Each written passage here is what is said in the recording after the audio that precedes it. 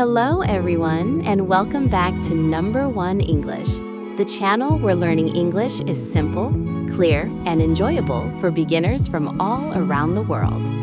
Hi, Susan, and hello, everyone listening today. I'm really happy to be here because today's topic is very practical and useful for everyday English conversations. That's right, Mark. Today we are talking about daily routines, which means the things we usually do every day from morning until night. Daily routines are a great topic for English learners because we talk about our day very often using simple verbs and time expressions. Exactly. Before we begin, please remember to like this video, share it with your friends, and subscribe to Number One English for more slow and clear lessons. Yes, subscribing really helps us, and we love having you learn English with us regularly in a calm and friendly way. Today, we also have something special. A friend named Jessie shared a message with us about her daily routine. That's right. Jessie sent us a clear description of her typical weekday, and we are going to talk about it together. Listening to a real daily routine is a great way to learn common verbs, time expressions, and natural sentence patterns. After listening to Jessie's routine, we will also talk about how her day is similar to or different from our own routines. Now, let's listen carefully to Jessie's story about her daily routine and try to notice the words she uses. As you listen, pay attention to verbs like wake up, get dressed, go to work, and relax, because these are very important words. Jessie explains that she wakes up at 6 o'clock every weekday, even though she does not enjoy waking up early. She explains clearly that her job starts early, so she needs to wake up early even if it feels difficult sometimes. After waking up, Jessie says she gets out of bed and goes to the bathroom to brush her teeth and wash her face. She mentions that washing her face helps her feel more awake, which is a feeling many people can understand. Next, Jessie goes to the kitchen and makes a cup of coffee, which she clearly enjoys very much. While her coffee is brewing, she checks her phone and looks at messages, emails, and sometimes social media. This part of her routine is very modern because many people check their phone first thing in the morning. After that, Jessie gets dressed and explains that she usually wears simple clothes like pants and a shirt for work. She mentions that she does not wear fancy clothes every day, which shows how simple and realistic her routine is. Then she eats breakfast, which is usually toast with butter and jam, along with her coffee. Sometimes she also eats fruit, which makes her breakfast simple but healthy and easy to prepare. At 7 o'clock in the morning, Jessie leaves her house to go to work using the bus. She explains that the bus ride takes about 30 minutes, which gives her some quiet time in the morning. During the bus ride, she usually listens to music or a podcast, which is a great habit for learning. She arrives at work around 7:30, and her work officially starts at 7:45. Jessie works in an office, and when she arrives, she checks her emails and starts her tasks. She explains that she works on her computer for many hours, which is very common in modern jobs. At 12 o'clock noon, Jessie takes a lunch break, which she clearly describes using simple language.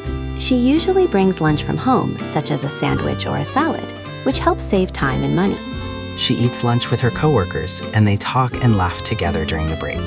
This shows that lunch is not only about food, but also about relaxing and socializing. In the afternoon, Jessie continues working and sometimes attends meetings, which are common in office jobs. Her workday finishes at 4:30 in the afternoon, which gives her some time to relax in the evening. After work, she takes the bus home again and usually arrives home around 5 o'clock. When she gets home, Jessie likes to relax by sitting on the sofa, watching television, or reading a book. Relaxing after work is very important, and many people follow a similar routine to feel calm. Later in the evening, around 6:30, Jessie makes dinner and explains that she enjoys cooking. She sometimes tries new recipes, which shows that cooking is both a task and a hobby for her. After dinner, she washes the dishes, which is not always fun but is part of daily life. In the evening, Jessie spends time with her family by watching movies together or talking. She also mentions that sometimes she exercises a little, such as going for a walk. Walking is a simple and healthy form of exercise that many people include in their routine. Before going to bed, Jessie takes a shower and then reads a book to relax. Reading before bed is a great habit because it helps the mind slow down. She usually goes to bed around 10:30 and tries to sleep for 7 or 8 hours. Getting enough sleep is very important for health, focus, and learning English effectively. Now that we have heard Jessie's routine, let's talk about what we noticed and what we learned from her story. One great thing about Jessie's routine is how clearly she used time expressions like 6 a.m. and 12 p.m. Yes, those time expressions help listeners understand the order of events in her day very easily. She also used many common verbs like wake up, get out of bed, make coffee, and go to work. These verbs are extremely important because they are used every day in real conversations. I also noticed that Jessie talked about how she feels, like feeling more awake after washing her face. Adding feelings to your routine makes your English more natural and expressive.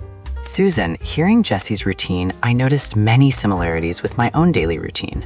That's interesting, Mark. Please tell us how your routine is similar to Jessie's. Like Jessie, I also wake up early for work, although I usually wake up around 7 o'clock instead. Yes, waking up early can be difficult, but it becomes a habit when you do it every weekday. After waking up, I also go to the bathroom, brush my teeth, and wash my face, just like Jessie does. Those are essential actions that almost everyone includes in their morning routine.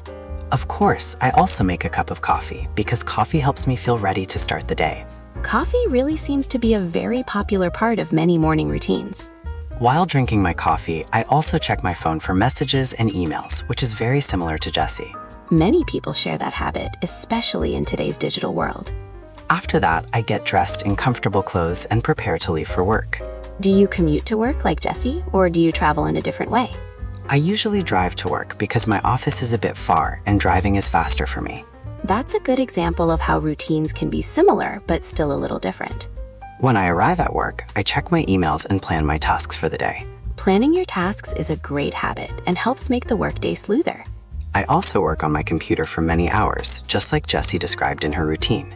That shows how common computer-based work has become for many people. I usually have lunch around 1 o'clock, which is a bit later than Jessie's lunchtime. Lunchtimes can be different, but the actions are often the same, like eating and relaxing. After lunch, I continue working and sometimes attend meetings in the afternoon. Meetings are a common part of many jobs, so this vocabulary is very useful. When my workday ends, I go home and try to relax before starting my evening routine. Relaxing after work is very important, especially after a busy day. At home, I usually sit down, listen to music, or read something to unwind. That sounds like a peaceful way to transition from work to evening time. Later, I prepare dinner, and sometimes I cook, but sometimes I order food. Both cooking and ordering food are realistic options in daily life. After dinner, I clean up, talk with my family, and sometimes go for a short walk. Those are wonderful evening habits that help maintain balance. Before bed, I also take a shower and read, which helps me relax and sleep better. It sounds like your routine is quite similar to Jessie in many ways. Yes, and that shows how useful Jessie's routine is as an example for learners. Daily routines may change slightly, but the core actions are often the same. That's why learning these verbs and expressions is so helpful for English learners. Now, let's think about how listeners can describe their own daily routine using similar sentences. You can start by talking about what time you wake up and how you begin your morning. Then you can describe how you get ready, eat breakfast, and travel to work or school.